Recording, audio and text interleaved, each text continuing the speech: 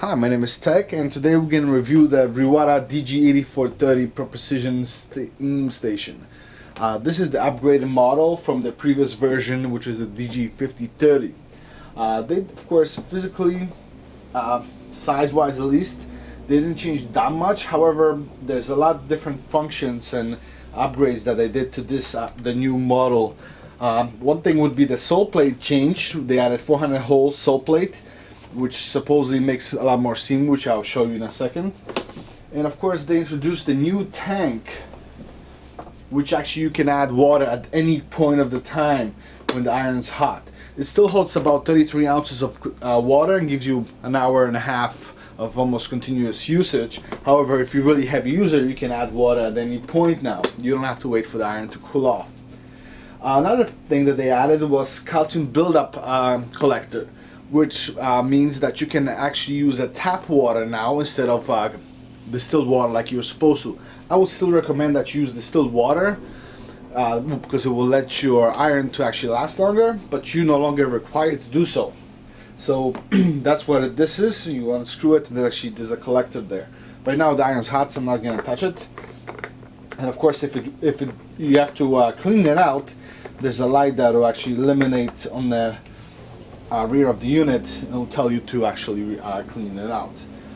So another thing, advantage of this one is it has the 33 ounces tanks in a front, which can water. It has a small tank on the inside of the unit, which warms up for the steam.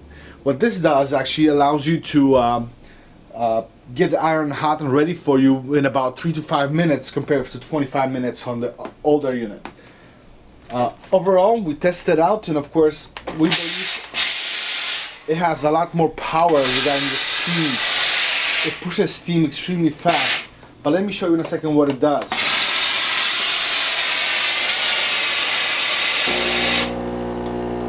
The steam could have sort of died out because it's low in water in the inside tank. Compared to the other one where it has big tank, warm. This one has a small tank, so you can't really use it as continuously as the previous version.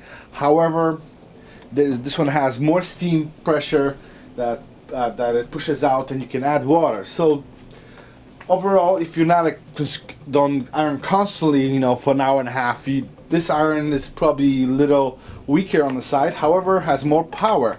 So as long as you iron taking a short break, you should be fine. So see, as soon as the water was added automatically with its own built-in pump, your steam is back up.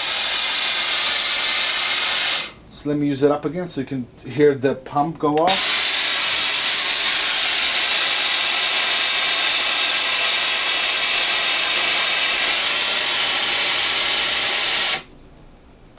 So the iron itself should turn on shortly.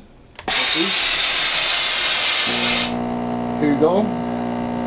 Right now it's taking the water from the tank and pushes into the small tanks to warm up. So overall, it's not bad. We definitely like the advantage that there's more steam coming out of the iron, especially because you do take breaks usually when you iron the clothing and flipping it over next one. So there are short breaks that you're taking. So overall, that whole steam disappearance, because it's pushing out more, it's not really a big problem.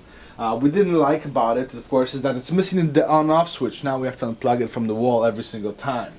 So this is definitely nice iron. If you're a heavy user, I will definitely recommend it, especially with a price tag around $250 to $280, which is not bad compared to which I believe the DG5030 was around $400 at one point. So this one is definitely cheaper, yet has a lot of nice features. So definitely recommend this iron if you're a heavy user. If you want to save some money and because you're perhaps don't use it as much, or you want to actually just save money, I would go with the DG5030 unit. I hope you enjoyed this video, and look out and I'll compare the two eye to eye.